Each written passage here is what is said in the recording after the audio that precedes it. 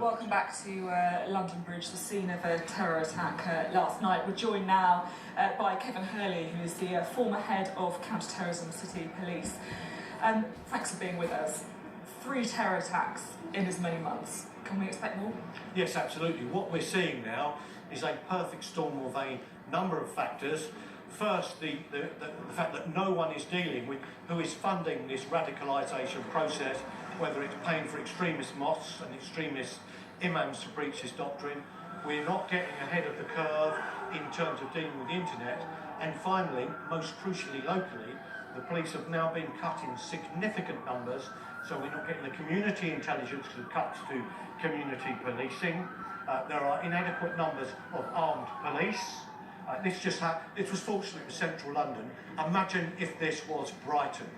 The first officer who turned up on scene, a single officer, still in his first couple of years in the police, took all 3 on his own, unarmed.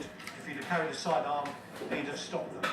We still do not get the nature and enormity of the problem we're facing in this country. And what do you make of the political reaction? We've heard Theresa May, of course, saying that there are safe spaces for extremists and there should be a review of counter-terrorism. Is it enough? Of course not. How often has this been going on? I've been in the business for ages and I've listened to Theresa May speak a lot about this in the past. The fact of the matter is she reduced firearms capability by 2,000 officers. They're still fighting to try and bring that back. But we actually need to bite the bullet and start to arm first responders.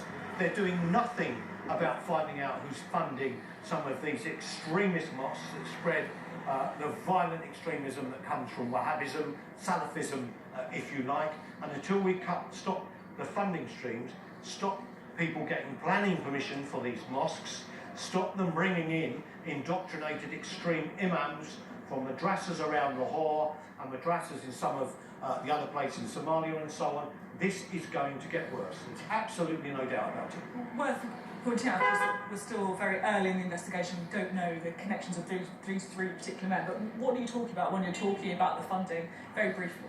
Well, what I'm saying is for the last 35 years, extremist Wahhabist violent views have been propagated throughout the world, starting, of course, in Afghanistan and Bosnia and onwards. We'll have to leave it there. Thank you very much for being with us today.